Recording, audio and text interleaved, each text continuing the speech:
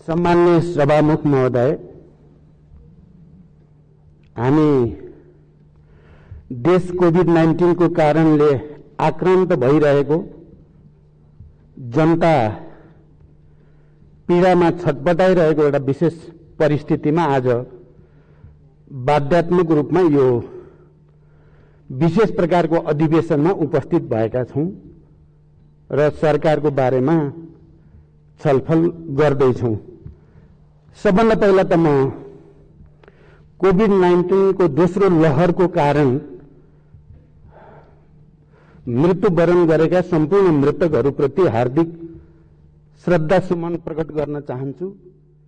सबै संक्रमित नागरिकहरूको शीघ्र स्वास्थ्य लाभको कामना गर्न चाहन्छु र सुरुदेखि कोभिड-19 महामारीको सुरुवात भएदेखि नै यो महामारीका विरुद्ध लड्नको लागि देशका सबै राजनीतिक शक्ति, नागरिक समाज, पत्रकार, बुद्धिजीवी र सबै स्तरका सरकारहरूको एउटा समन्वय गर्ने संरचना चाहिन्छ र सामूहिक प्रतिवादबाट मात्रै यो महामारीको सामना गर्न सकिन्छ भनेर मैले 1.5 वर्ष अगाडि राखेको प्रस्तावलाई स्मरण गर्दै फेरि एकचोटि यो दोस्रो लहर जो अझ तीव्र गतिमा, अझ भयावह रूपमा अगाडि बढेको छ, यसको सामना गर्न देशका सबै शक्तिहरूको समन्वयको निम्ति म सबैसँग अपील गर्न चाहन्छु र आफ्नो तर्फबाट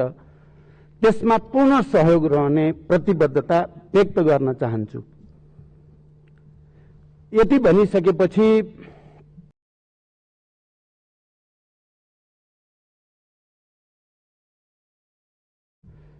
सरकारको तर्फबाट भर्खरै प्रधानमन्त्रीजीले विश्वासको मतको निम्ति आग्रह गर्नुभएको छ सदनको अगाडि। अघि यहाँ प्रस्तुत पनि भयो। मलाई लाग्छ प्रधानमन्त्रीजीलाई राम्रोसँग थाहा छ कि यो सदनले उहाँलाई विश्वासको मत दिँदैन। यो कुरा मलाई विश्वास छ प्रधानमन्त्रीजीले राम्रोसँग बुझ्नु भएको छ। बुझ्दा बुझ्दै पनि गर्नु भएको छ। यो उहाँको एउटा लोकतान्त्रिक अधिकार भित्रकै कुरा भएको मन्त्रीजीको अपीललाई त म एउटा लोकतान्त्रिक अधिकारको निम्ति सम्मान नै गर्न चाहन्छु। तर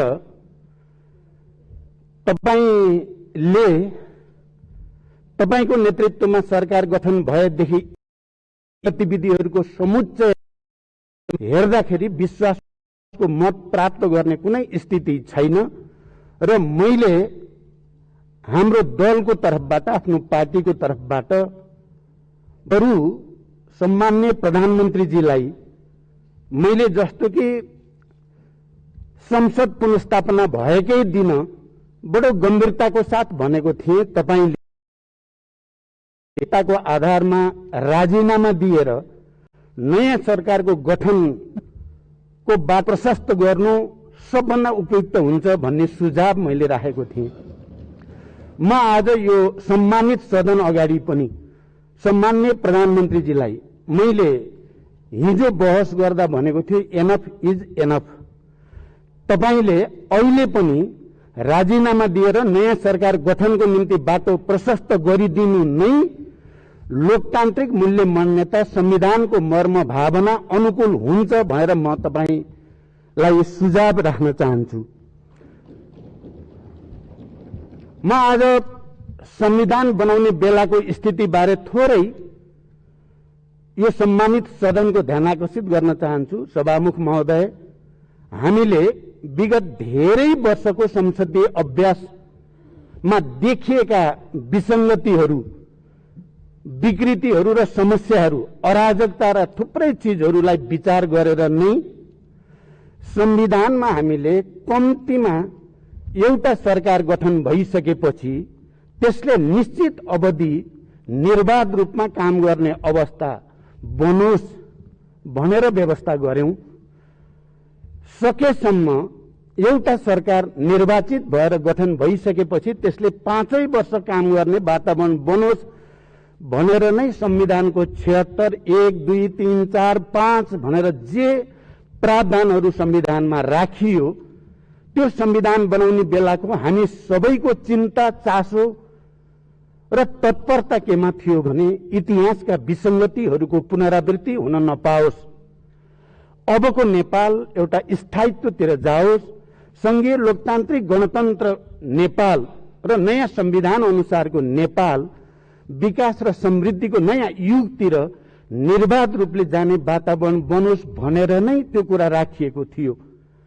आज म सरकारलाई विश्वासको मत नदिने पक्षमा अथवा विश्वासको मतको विपक्षमा बोल्दै गर्दा मैले संविधान निर्माणको त्यति बेलाको हामी सबैको चासोप्रति एकचोटि सबैको ध्यान आकर्षित गर्न आवश्यक सम्झे। म आज साँच्चै त्यति खुसी छैन। म यो मञ्चबाट बोल्दै गर्दा हामीले के सोचेर संविधान बनायौं, स्थायित्वको परिकल्पना गर्यौं र अहिले 3 वर्ष बित्दा नबित्दै हामी फेरि विश्वासको मत, अविश्वासको प्रस्ताव, अराजकता इत्यादि को एउटा दुष्चक्रतिर फेरि नेपाल फस्न खोजेको जो अवस्था देखिएको छ, म साँच्चै नै चिन्तित छु। म यसकारण पनि कि नेपालमा शान्ति सम्झौताको एउटा हस्ताक्षरकर्ता हुनुको नाताले, संविधान सभाको प्रबल चाहिँ पक्षधर हुनुको नाताले, संघीय लोकतान्त्रिक गणतन्त्र घोषणा गर्ने प्रक्रियाको एउटा नेताको हैसियतले मैले संविधान बनाउने बेलामा तपाईँ हामीले नै अहिलेका नेताहरूको यही टिमले नै हो हामीले विगतका गलत परम्पराहरू दोहोरिन दिन हुँदैन, विसंगतिहरू दोहोरिन दिन हुँदैन भनेर हामीले त्यो प्रावधान राखेको हो। आज हामी फेरि उही परिस्थितिको सामना, फेरि विश्वासको मत, फेरि अविश्वास प्रस्ताव, फेरि जोड घटाउ, फेरि चाहिँ मान्छेहरूको चाहिँ झन्डै झन्डै किनबेचकै अवस्था जो देखिन थालेको छ, म गहिरो चिन्ता व्यक्त गर्न चाहन्छु। र मैले यसमा आज यसरी बोल्दै गर्दा म आफू त्यस्तो सन्तुष्टि महसुस मलाई बिल्कुलै भएको छैन। दोस्रो, मैले यहाँ राख्दै गर्दा हामीले संविधान बनायौं, हामी सबैलाई थाहा छ धेरै प्रतिकूलतासँग जुधेर संघीय लोकतान्त्रिक गणतन्त्रको हामीले संविधान बनाएको हो। हामी सबैलाई यो कुरा पनि थाहा छ धेरै अप्ठ्याराहरूसँग जुधेर हामीले त्यो संविधान अनुसार निर्वाचनतिर देशलाई पनि लगेकै हो र निर्वाचन निर्बाध रूपले सम्पन्न गरेर एउटा नयाँ वातावरण बनाउन खोजेकै हो। मैले किन यो कुरालाई जोड दिएर भन्न चाहेको छु भने म त्यस्तो पात्र हुनुको नाताले पनि यो सम्मानित सदनलाई मैले भन्नुपर्छ भन्ने लागेको छ सम्माननीय सभामुख महोदय, कि मैले अब देशमा फेरि अराजकताको स्थिति नआओस् भनेर नै मैले वाम गठबन्धनको मैले प्रस्ताव राखेको हो। सम्माननीय प्रधानमन्त्रीजी को अगाडि मैले गठबन्धनको प्रस्ताव राख्ने पहिलो पात्र म हो र अनि कम्युनिस्ट आन्दोलनलाई एकताबद्ध गरौं भनेर पहिलो प्रस्ताव लिएर जाने पनि मै नै हो र सम्माननीय प्रधानमन्त्रीजीलाई तपाईँ नै प्रधानमन्त्री हुने हो भनेर पहिलो संविधान घोषणा भइसकेपछि प्रस्ताव गर्ने उहाँलाई प्रधानमन्त्रीको रूपमा पनि म नै हो। वाम गठबन्धन र कम्युनिस्ट एकताको संकल्पपछि उहाँलाई प्रधानमन्त्रीको प्रस्ताव गर्ने पनि म नै हो। तर आज यो एउटा विडम्बना भन्नुपर्छ, 3 वर्ष बित्दा नबित्दै कम्युनिस्ट एकता पनि छेद विच्छेद जस्तो हुन पुगेको, संविधान पनि बडो चाहिँ नराम्रोसँग चिथोरिएको, कोपरिएको र त्यो संविधानलाई नै कोरोना लाए जस्तो अहिले देश र समाज त कोरोनाले आक्रान्त छँदैछ। हाम्रा गतिविधिले, खास गरी सरकारका गतिविधिका कारणले संविधानलाई पनि कोरोना लाए जस्तो, आइसियूमा राखे जस्तो अवस्थाबाट हामी गुज्रिन परेको छ। मैले त्यो पात्रको हैसियतले मैले यो सम्मानित सदन समक्ष एकचोटि हामी सबैले गम्भीर रूपले विचार गरौं, यसको निम्ति प्रमुख जिम्मेवार को? प्रधानमन्त्रीजीले अहिले धेरै सकारात्मक कुरा पनि आफ्नो नेतृत्वमा भएको कुरा राख्नुभयो। त्यसको फेयरिस्टतिर त म जान चाहन्न।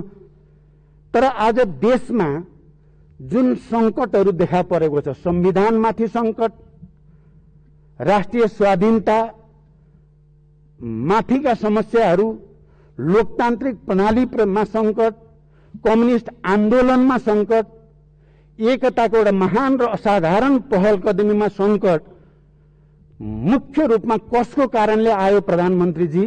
के तपाईँ छातीमा हात राखेर आत्मसमीक्षा गर्न तयार हुनुहुन्छ? तपाईले कहिलेकाहीँ बोलेको सुन्छु म प्रचण्डलाई राष्ट्रिय समस्या नै भयो भनेर। म हो राष्ट्रिय समस्या कि तपाईँ हो राष्ट्रिय समस्या? बहस गरौँ भन्न पनि म चाहन्छु। मैले संविधान बनाउने र तपाईलाई प्रधानमन्त्री प्रस्ताव गर्नु म राष्ट्रिय समस्या भएर हो? वाम गठबन्धन र कम्युनिस्ट एकताको प्रस्ताव लिएर तपाईलाई फेरि प्रधानमन्त्री प्रस्ताव गर्ने म राष्ट्रिय समस्या भएर हो?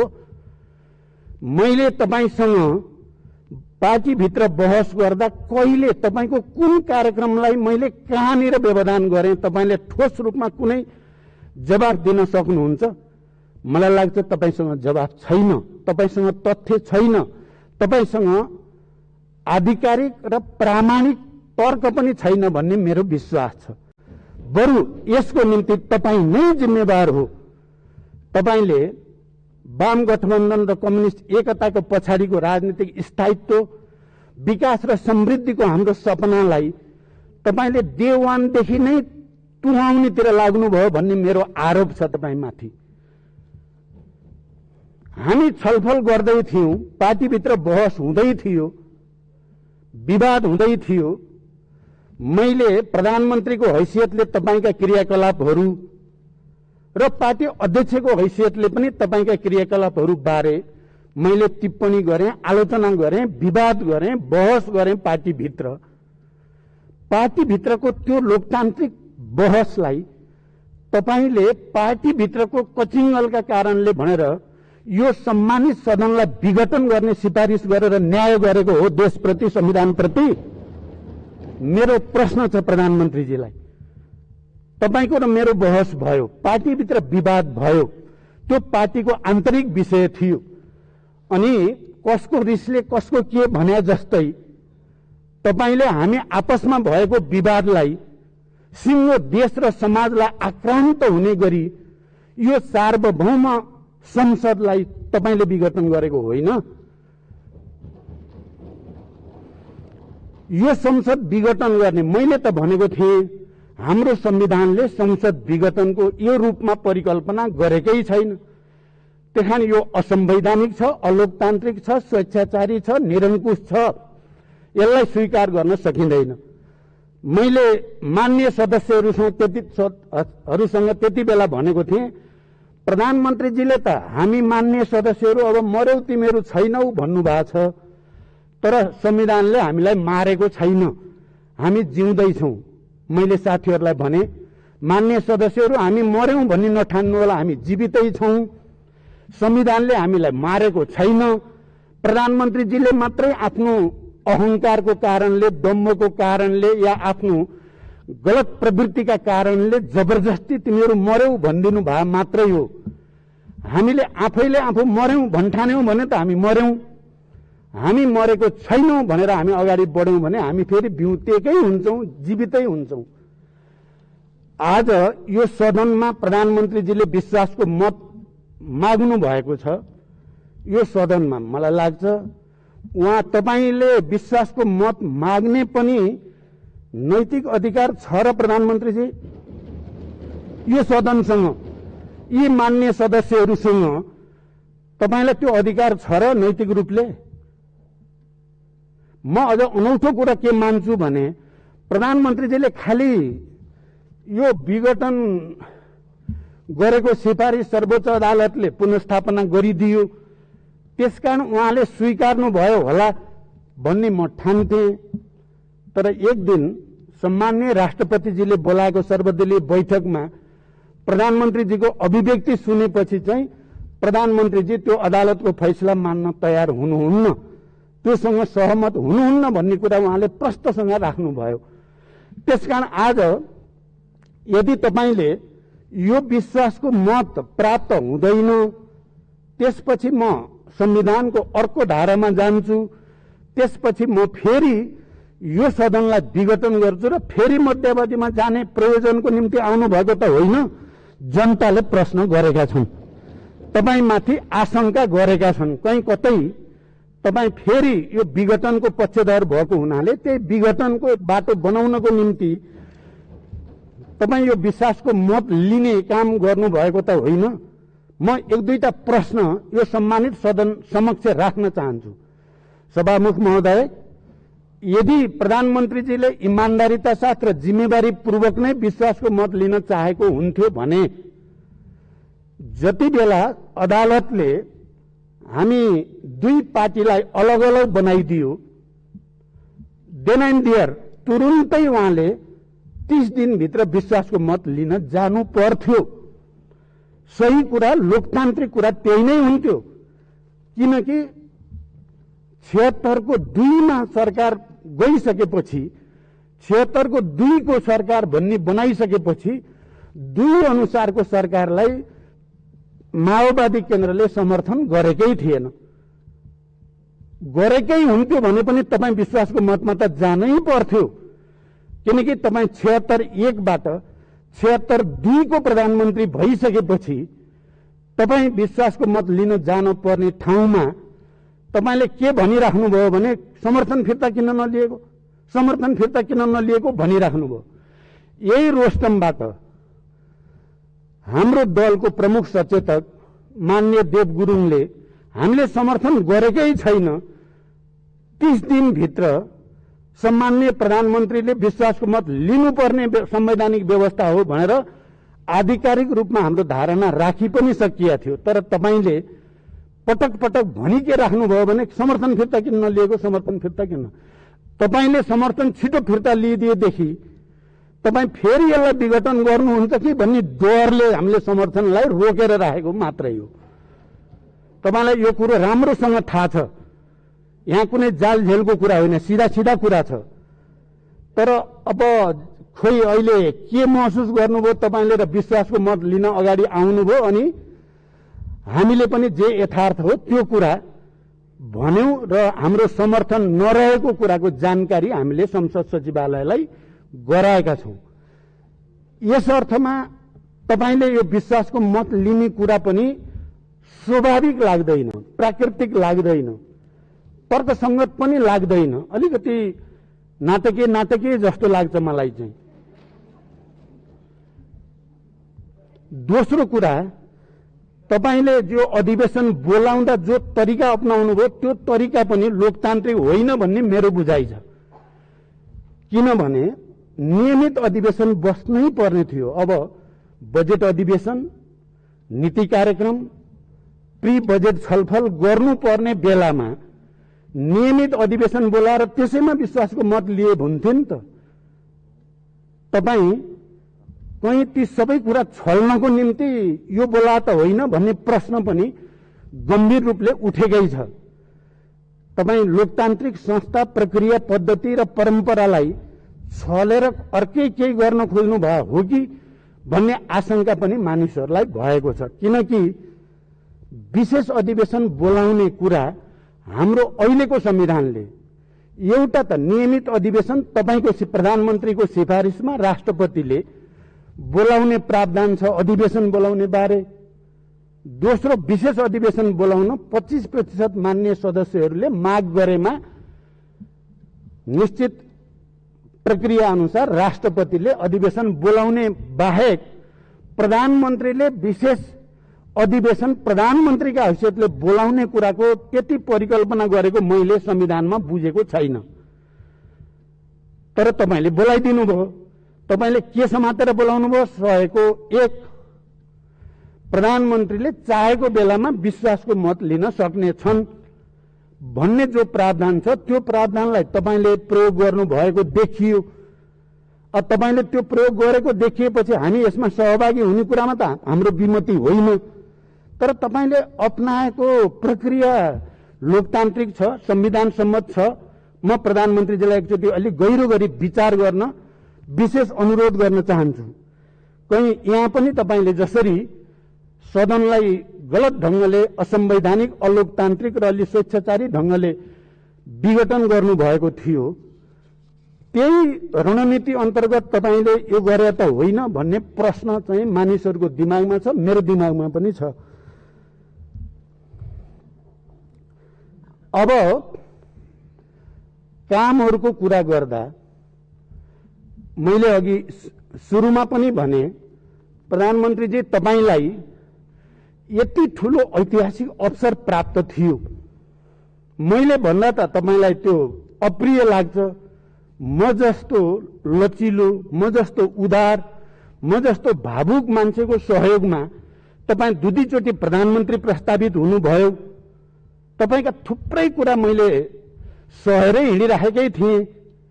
तपाई कुरा गर्न सिपालु हुनुहुन्छ, म तपाईको क्षमता पनि मलाई थाहा छ। तपाईले मेरो र तपाईको अन्तर के रहेछ भने, म मनमा जे छ मुखमा त्यही आइहाल्छ, मेरो अनुहारमा नै त्यो आउँछ। तपाई मनमा एउटा, अनुहार र मुखमा अर्को गर्न सक्ने क्षमताको मान्छे चाहिँ तपाई हो रहेछ क्या। नत्र मैले तपाईलाई भन्ने गर्थे, मलाई त अलिकति फकिने मान्छेलाई हिजो हामीले गरेको सहमति समझदारी मैले तोडे हो र प्रधानमन्त्रीजी। पालो पालो अध्यक्ष, पालो पालो प्रधानमन्त्री मैले तोडे। त्यसो गरेको भए आज तपाई कम्युनिस्ट आन्दोलन, यो देश कहाँ हुन्थ्यो? यो सबै दृष्टिकोणले हेर्दा कहीं न कहीं सत्तामा बसिसकेपछि तपाईमा जुन दम्भ अहंकार देखा पर्यो, तपाई सबैतिर कस्तो अनौठो भयो क्या। यो एउटा कस्तो मनोदशा, मनोग्रन्थि तपाईमा विकास भयो, सबैतिर चकाचौध राम्रो मात्रै भइरहेछ भन्ठान्नु भयो तपाईले। भएका कुरा पनि भए भन्नुभयो, नभएका कुरा नै भए भन्नुभयो। कोभिडकै कुरा गरौँ न, दोस्रो लहर सुरु हुन लागिसकेका थियो, त्यसका संकेतहरू देखिसकिया थिए। तपाई नै होइन, ठूला समारोह, रथ यात्रा, हजारौंका जुलुस लिएर हिँड्नु हो, त्यहीबाट वात्तै फैलिएको होइन। तपाई प्रधानमन्त्री जस्तो मान्छेले अनुशासनमा नबसिदिएपछि, कोभिड कन्ट्रोल गर्नको निम्ति आत्मअनुशासन पालन नगरिदिएपछि अरूलाई भन्ने नैतिक अधिकार कसरी हुन्छ? रथ यात्रा अलि पछि गरे हुँदैन थियो। मैले त तपाईलाई भनेकै छु, मेरो निर्वाचन क्षेत्रमा अयोध्यापुरी बनाउने भनेर तपाईँ अगाडि बढ्नु भएको छ। म पनि गएर हेरेँ, मलाई त खुसी छ। मेरो निर्वाचन क्षेत्रमा एउटा ठूलो धार्मिक पर्यटकीय स्थल बन्न लाग्यो। तर तपाईलाई यो कोभिड-19 को दोस्रो लहर सुरु हुन लागेको बेला हजारौं मान्छे जम्मा गर्ने गरी यति बेलै गर्न पर्या थियो त? अलि पछि गरे पनि हुन्थ्यो। तपाईले थुप्रै शिलान्यास र उद्घाटन गर्नुभएको छ, जसको कयौंको त न बजेटको ठेगान छ, न ठाउँको ठेगान छ, न कुनै कार्ययोजना छ। तर तपाईले शिलान्यास गरिदिनु भयो बालुवाटार बसेर।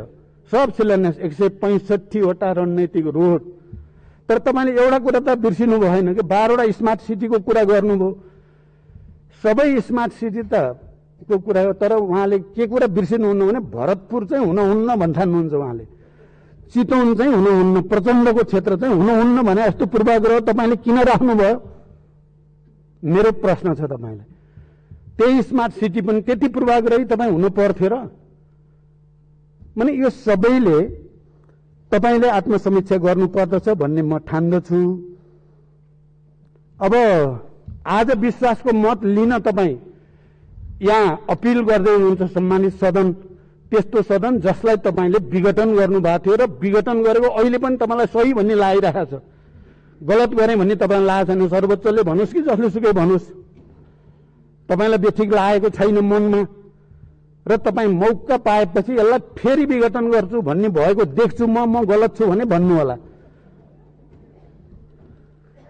अब आज तपाईलाई विश्वासको मत लिनु थियो भने हिजो तपाईले अध्यादेश मार्फत संवैधानिक परिषदको बैठक किन गर्न पर्या थियो? यो विश्वासको मत लिएर गरे पनि त हुन्थ्यो परिषदको बैठक। यसबाट के देखिन्छ भने तपाईलाई भरोसा छैन, विश्वासको मत त मैले पाउने होइन। त्यसो भएपछि मैले कब्जा गर्न सक्ने जति संवैधानिक संरचना कब्जा गरिहालौं भन्ने मनसायले काम गरेन भनेर कसरी भन्ने? तपाईको मनभित्र त्यो छैन भनेर कसरी भन्ने?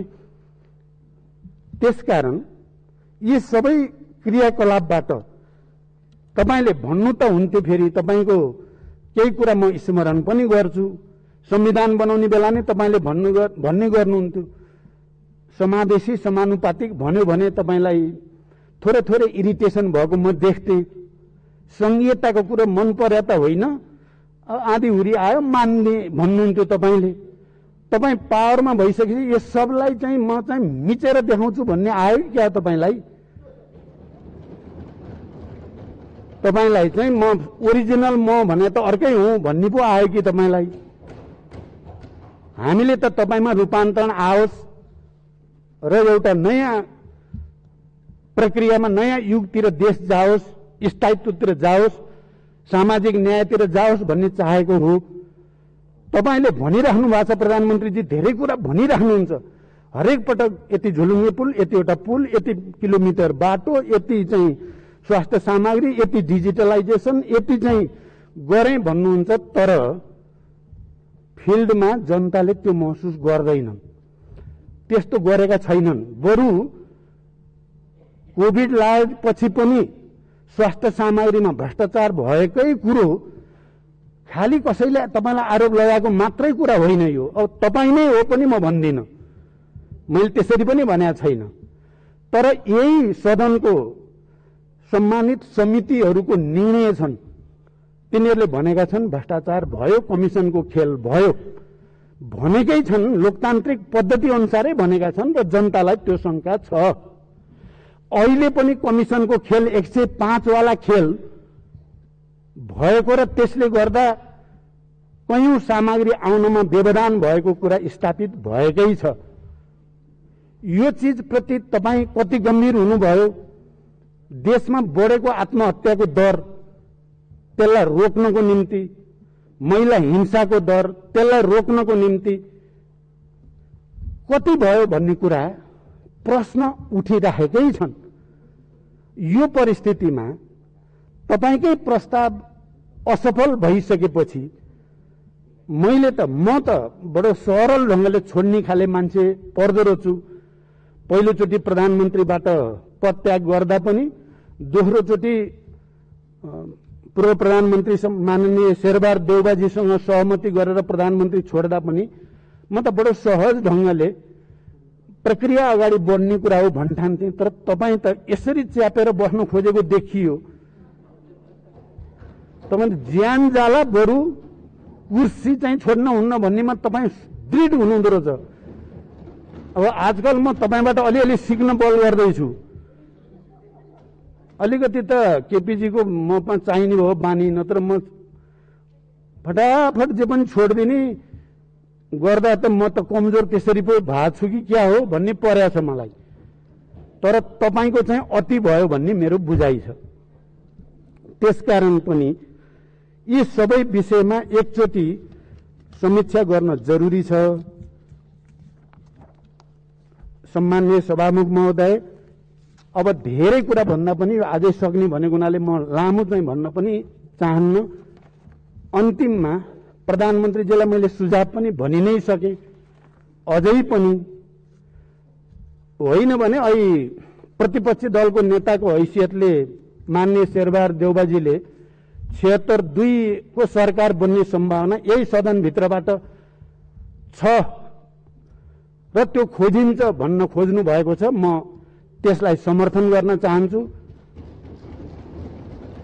यही भित्र सम्भव छ, अरु बिडुङ्गो नसोचौं। यो देशलाई संविधानको हुर्मत लिने काम हामी कसैले पनि नगरौं। सहज ढंगले लोकतान्त्रिक प्रक्रियाद्वारा हामी अगाडि जाउँ र त्यसको सुरुवात आज प्रधानमन्त्रीजीले राखेको विश्वासको मतको विपक्षमा प्रधानमन्त्रीजीले सबैले मलाई भोट हाल्नुस् भन्नुभयो। म चाहिँ प्रधानमन्त्रीजी बाहेक सबैले विपक्षमा भोट हालौं, नयाँ इतिहास बन्छ भन्ने अपिल गर्दै बिदा हुन्छु। धन्यवाद।